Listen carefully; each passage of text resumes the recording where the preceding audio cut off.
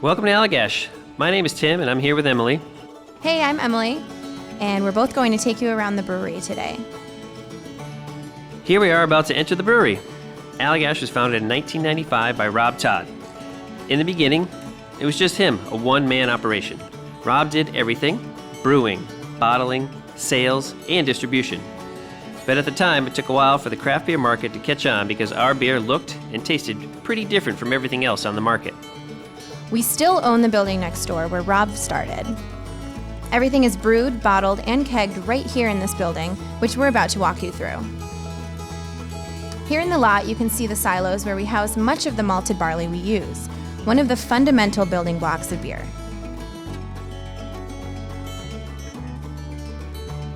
Now you're on the brew deck of our main brew house.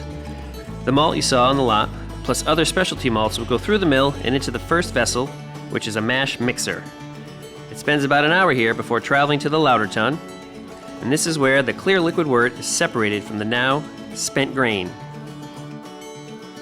At this point, we're done with the grain. It's now called spent grain as it's done its job, and we have no further use for it at the brewery. We actually produce almost 60 tons of spent grain each week, which we push out of the tank and give to a local farmer who feeds it to his cattle and distributes it to other local farmers as well. After about another hour, we'll transfer what's in the lauter tun into the brew kettle.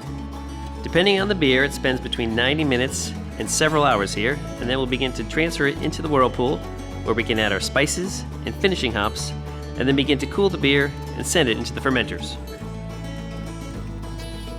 This is the underside of the 70-barrel custom-made brew house. You can also see more of the malts and grains we use in our beer. White wheat is housed in our super sacks. These are 2,000-pound bags that make getting our grain into the mill a little more accessible. We have a lot of other specialty malts down here as well. We can then transfer these grains out of the super sacks, or individual 55-pound bags, and then up into various mills on the mezzanine to be transferred into the mash mixer, which you saw earlier on our brew deck. Welcome to the bottling line. This process begins with manually loading glass bottles onto the infeed table. The glass will be rinsed before going through our 30-head filler, where the oxygen in the bottle will be pushed out by carbon dioxide, and the carbon dioxide will be pushed out by beer. The head space will be pushed out by foam. The capper caps the bottle, which will get rinsed, dried, and labeled. All the bottles will go through inspection equipment along the way. We're inspecting for crown seal, proper volume in the bottle, correct spacing of the label, and microfractures. We have safeguards against any faults that might occur. The bottle will drop into a drop packer. The bottles drop into a case before getting inspected again. The case rises through a spiral elevator to the palletizer. At this point, the beer is essentially flat. That's because we bottle condition all of our beer.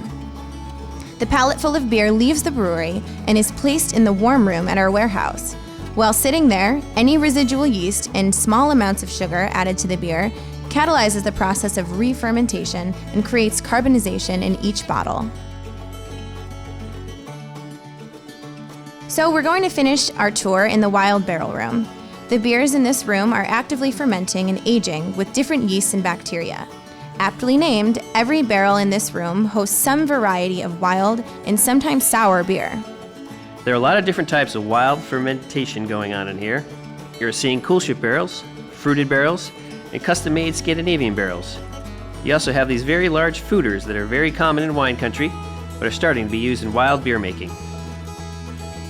One of the cool things we are doing here is working with various spirit barrels.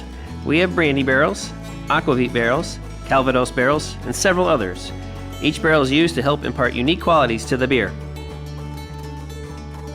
In so many ways, this room is truly the heart and soul of the brewery.